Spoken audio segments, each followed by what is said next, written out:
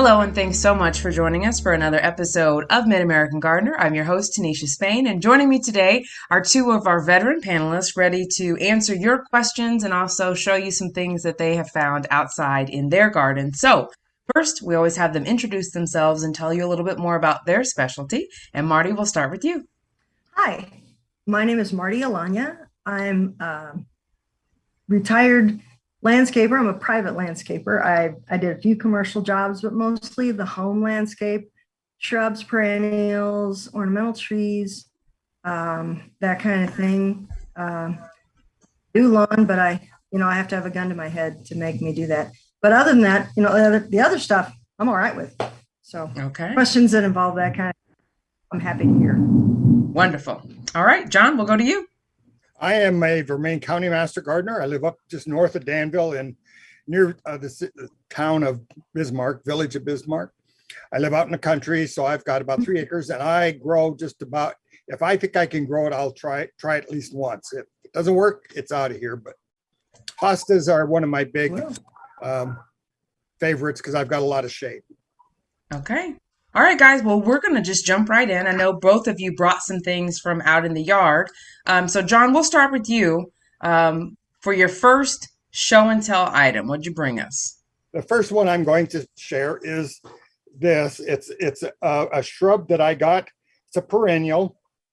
I got from one of the other master gardeners. I think it shows up pretty good there.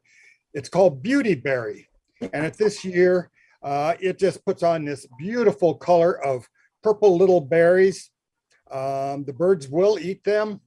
And when they're flowering, the butterflies and bees are on there. It does get to be, I'd say 5 to 6 feet tall and about 6 to 8 feet across. Again, it does multiply a little bit, but I've had it now for about 8 years, and I would say the base of it is about 18 inches. So it isn't invasive or anything like that. Doesn't spread by seeds that I know of. I've never found another one in my yard anywhere. But I just think it, and when you go out there, the purple is just striking, especially when the sun hits it. But the light here probably doesn't do it justice, but it is really pretty. You can see the contrast. Those berries are really pretty purple. But anyway, that's my first show and tell. Now, does that flower, John? Yeah, it's insignificant. It's a very insignificant flower. Mm-hmm. I don't grow it for the flower. I grow it for the berry. Because at this time of the year, things are winding down. There's just not as much in the yard that looks neat. And I just, and it is a cascading type flower. It's like that. And, and the berries are on the top. They're on the top of the plant. So they do really show off, very, very nicely. And I think I'm going to split this and try to make 2 or 3 of them so I can have it in more than one place, because it is, I don't have any insect problems on it. It's been hardy. It does take a while for it to come back in the spring. It's one of those you have to be patient with. But again, it keeps these flowers, and these are really nice for cut flower arrangements. You can add that into a cut flower arrangement and get a nice purple, you may probably only want something like this. It really is pretty nice in a cut flower arrangement. Okay, thanks, John. And now we're going to go to Marty for her show and tell item. What do you got? Hi, guys out there in TV land. I'm going to kind of depend on the fact that you watch me constantly on the show because you're just rabid fans and you can't live without me. So the last couple times I was on, I think the last time I was on, I went and picked some things out of the yard. We're doing kind of an autumnal theme, and I just grabbed some things. And when I was done, there were foxtail grass, there were cultivated things and weedy things, but I like them. So I picked those and I showed them to you. And then when the show was over, I put them in a vase this. And then I just set them on this shelf right here. You're getting good at this Zoom life, Marty. It's like a green screen. This is excellent. So yeah, and I mean, I just these are dried Walk us coneflowers. through a little bit more. Yeah, tell us a little bit more what you put in Yeah, there. yeah. These are dried coneflowers. This is a little bit of dill here. This umbel thing here that looks like dill. There's some calamagrostis, some Carl Förster uh, ornamental grass. This is just foxtail. This is just foxtail. Here we have some hydrangea, dried pinky winky hydrangea. They're a panicle hydrangea. They have an extra long cone shaped flower. This is autumn joy sedum. Autumn joy tends to flop a little bit, but it gets the tallest of anybody. And I like it, so I plant it. I don't care if it flops. And then this airy little fellow over here is panicum. It's an ornamental grass also. It comes in greens and blues, and then some of them turn red in the fall, and some of them turn a really soft butter yellow in the fall. My favorite is prairie sky. Now it has to be really dry and really sunny because it is tall and it'll flop. So don't be nice to it at all. It'll be fabulous. And I just can't get over those airy little. They've got a little to them. You can't hardly see them unless you have a group mass. But oh my gosh, Very wispy. So you put all those, and last time you were on the show when you picked all those, were they dried? Were they completely dried out then, or have they just sort of settled into their arrangement? They just dried out some more. Yeah, the sedum was a little green. The foxtail grass was a little bit green. Yeah. The conifers had just a squeak of color left on them, but not very much. And I was gonna there were a couple that still had some more color, and I thought, nah. Now, how long will that keep? Here, so I'll just leave those for me, and you can have the dead ones. There you go. There you go. Now, how long will that sit on the shelf? How long will you keep that? Oh God, it's me, Tanisha. So it could be like 2014. I don't know. Or 24, I guess. Yeah. Sorry, we're farther along than I thought. They'll keep out until next spring. It's yeah. Oh, okay. What I'll probably do is just leave that until I decorate for Christmas, because it's just. And I don't know how much you can tell from the camera shot, but my paint in here is a real sky blue. So these up against there, they just really look nice on that shelf. I see them when I walk in. I'm like, I did that. It's nice. It's a nice pop of color. I like the textures and the varying textures in the vase. So very nice. Yeah. And I like that it's something that any of us can go out and grab. And, yeah. Just because they're dried and dead doesn't mean that they're not beautiful. Not at all. Not at all. That is autumn. Celebrate everything's going into sleep mode, but it's such a blast of fantastic before it does that. Absolutely. Wow. Oh, thank you. When John had that calacarpa, the beautyberry, there's the newest variety that I can think of is called Pearl Glam, and the foliage on that one is just a little bit more purple rather than just plain green. And you're exactly right. I planted those in a memorial garden, and I was so excited for them because they're right by the door where everybody will see them. And they took forever to break in the spring, and I thought, dang, those were expensive. Yeah, and I'm going to have to replace them. And I'm like, at last. Hallelujah. They finally performed, huh? Yes, and they look fabulous now. But I mean, they bought the top. It's really windy out there, and the tops died out a little. I had to get growth from the bottom, and it was like that big. And I'm like, come on, you quitter. Look good. They look great. I got some arborvitae behind them and some calamagrostis, some ornamental grass. Ooh. Next time you're there, snag a picture for us so we can see it. I should. Yes. Okay. Thank you. All right. We're going to go back to John with more of your adventures in the garden. Yeah. This is one that I like at this time of the year. We still have a few hummingbirds, and the hummingbirds just love this. This is a pineapple sage. It's the golden one, and it's Salvia elegans. But these long shoots are made just perfectly for hummingbirds. And this one here is getting not enough real sun, so it's a little bit greener than what I like. It's in a little bit more shade. If I would have it in full sun, this would be just golden bright. And the difference between the gold and the yellow or the red then is just striking. But even at this, I like the bright red. Like I say, the butterflies and the hummingbirds are still coming on it. And I still have one feeder up because I still have one or two hummingbirds, which is, I've heard that a lot of people are taking their hummingbird feeders down, but you want to wait 2 weeks until after your last sighting of a hummingbird to before you take them down. And then make sure you clean them, because hummingbirds are just killed almost instantly if you get a mold or a mildew in that liquid. So change your feed, your nectar religiously. If it's discolored, get rid of it, change it, make some new stuff. Sugar is relatively inexpensive, and it can be just deadly for hummingbirds, the mold and mildew. So make sure before you put your feeders away, you give them a good wash, let them air out, and then you're ready for it. And then I'd give them another rinse in the spring before I put them out. But pineapple, sage, which is Salvia elegans.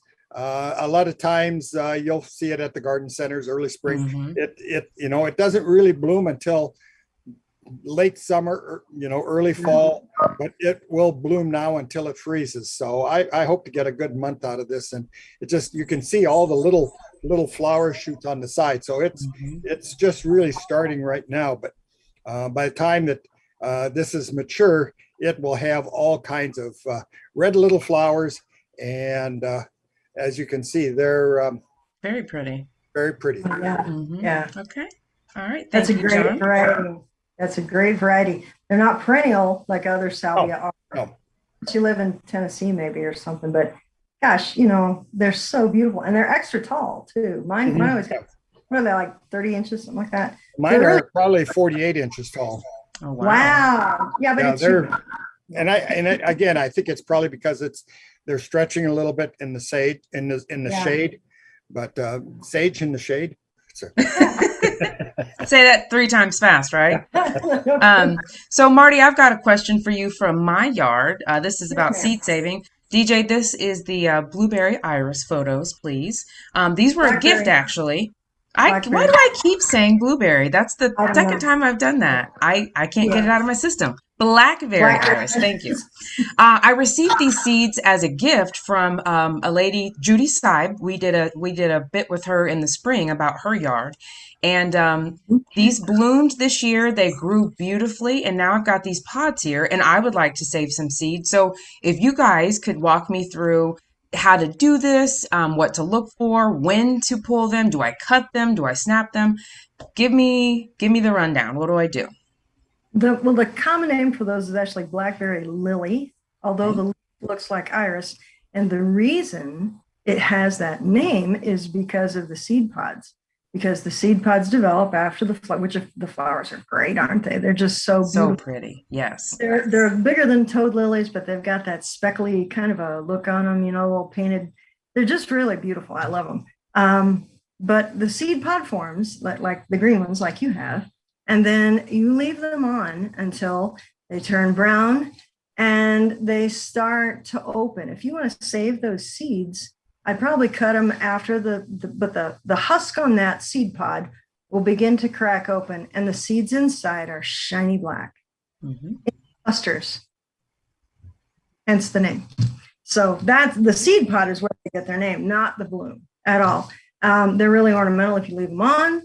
I don't know how many thousands of seeds you'd like to save, but there's a lot in there. So I just leave mine, and I like the way they look like that. But yeah, once the pod is brown and it starts to crack open, then I'd probably clip them then, put them somewhere dry, put them in a plastic bag, but leave the top open, maybe bunch them and hang them someplace, so they get air, but when the seeds fall out, they don't run down the drain or. Gotcha. Okay, so leave them. Will I cut them in the winter before it gets cold, or will I cut the tops off in the springtime? When will I No, go no, get the pods? probably in a month. In a month. When they start, when the pods are they're green right now, Hmm. starting to brown. Okay, they're going to dry off, and this is in autumn is when they shine because of their name. So the crack open and they kind of peel back, and then you have this little spike of blackberry seeds, and they're like, I don't know, they're about half the quarter the size of a pea. You know, really, but they're shiny, shiny black. They're really beautiful. And yeah, they're easy to harvest because they're way big. You know. Okay. So, Well, I will leave them alone. Are you going to try starting those in the spring? Yes. You may want to, being they're shiny and hard, you may take a little bit of a fingernail file or a file and just what they call clarify those. Just, you don't want to go into past the seed coat, but you'll want to get into it just to, and then soak them for a little bit, and they should sprout then for you. But they're shiny, shiny, hard. Sometimes the germination time is beyond our patient our lifetime. Yeah. So they'll want to break open and germinate where you don't want them outside. Right. So sclerify them and okay. Good point. That's a good point. Yeah. Thank you. Thank you. Okay. Well, I will let them be for another month or so until they give me the signal. Yeah, just watch them. When they turn tan and they start to split, you're on. So okay. Off. Yep. Okay. All right, John, we're back to you. Okay. One of these things, and I did not grow these, but one of the other master gardeners, Christy Hare Bartos, grew these. This is called a cucamelon, and they are a little cucumber-like plant that tastes like, they look like a watermelon, a little baby watermelon, but they are actually a cucumber, and they are good just like this. I'm saving these few here for seed, but they are even more delicious if you dill pickle them. I use a dill pickle recipe, and I just pickle these and process them, and then I've got them, you know, I put some parsley, dill, garlic, and some pickling spices, and then I use the apple cider vinegar, so it's a little brown because I like that apple cider vinegar taste. And I do put a little bit of white vinegar just to get it a good shot of vinegar, and then some water, and process them. And these are good for a long, long time, but I like them just out of the garden. They are an annual, but right now they are just producing like crazy. We gave a lot of them away at Garden Share. People thought they were just wonderful, and people came back and said, "You have any more of those little baby cucumbers?" But they're fun to look at for sure. They're definitely fun. They're cute as they can be, aren't they? They are. I have not had them pickled, and that's a really good idea, actually. Do they stay nice and crisp when you pickle them, John? Yes. Yeah. That's good. Interesting. Okay. Flat pickles, you know, one they look like they got a little bite to them. Oh yeah, so. You can They're darling. If you want to make them spicy, you can add peppers to these. You know, like a jalapeno, or if you like them really hot, a habanero. If you like them really, a Scotch bonnet. Depending on how hot you want it. I did not add this because most of the people I'm going to be sharing this with do not like heat, so I sacrificed because I like them better with heat. But this batch I just made without heat. So took one for the team on that one, John, huh? All right. Okay, Marty, we're going to go to you. And this is question number 72. And it's about moles. This is from Trisha Gale. She writes in, how do you get rid of moles? They're making huge mounds of dirt up to 8 inches tall under my ground cover in our yard, even uprooting small trees that they've transplanted. They're everywhere with some runs, but mainly huge mounds of dirt here and everywhere. We've tried traps, poison pellets, worms, everything. Their house sits on 7 acres of timber. They have some mowing to do, just kind of setting the scene. So, Marty, what are your thoughts here to help them with their mole problem? Okay, moles don't live in your yard because you're so nice. Moles, because there are insects in your yard that they like to eat. So you don't have a mole problem. What you have is a grub problem.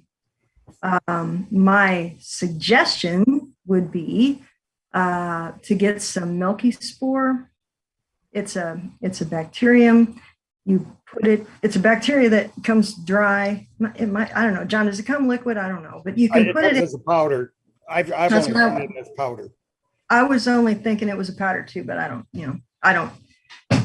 usually have this issue. So you put it in, like one of those 1 quart sprayer things you put on the end of your hose, right? Mix it accordingly and you put it in the ground. It would be better if you watered your lawn first or wait till after a nice rain, like an inch of rain at least, so it's nice. So what you're doing is you're putting out this bacterium, and then as the grubs are in the soil, they're exposed to it and it kills them. Yay. So we're eliminating the food source rather than Yes. eliminating the actual. Yes. Yeah, the rodent. mold is not the problem. If you close the buffet, the moles will leave. Clearly, your company is not what they're enjoying. 'Cause Now, how So- do you do that over several acres? Because she said they've got acreage. So do you Yeah, concentrate you on the probably tunnels? you probably don't have to do that. Except like where they're. I would do the lawn and I would do the edges of the lawn proper. I'm pretty sure they're not mowing 7 acres of timber. So I would say the lawn around the house, where you got to cut, where you're pulling weeds. So like that. These are Japanese beetle grubs and June bug grubs. Those are the two. Correct? Am I correct on that, John? They'll eat earthworms too. They'll both. Yeah. A lot of people put out the poison peanuts and things like that. They're not vegetarian, so that is No. also not. Yeah. The gum But I mean, the two grubs you're trying to eradicate are those two. And you want to get Yeah, rid and of that's- the grubs, but you want to right, keep and the and that milky spore is effective against both of those, correct? Yeah. I think it is. Yeah. It's very difficult to get it established, but once you do, then you're in good You're shape. on your way. Yeah. Likely, the earthworms are not going to be bountiful enough. The problem is the grubs. It's just that's usually 90+% of the time. That's the problem. So try that. You might get quite a bit of it, and it's not a poison. Remember, remember with this a little longer. If they dig up stuff, keep stomping it back down. Put some flat rocks around it or something, But this milky spore, once it's in the ground, it won't leave.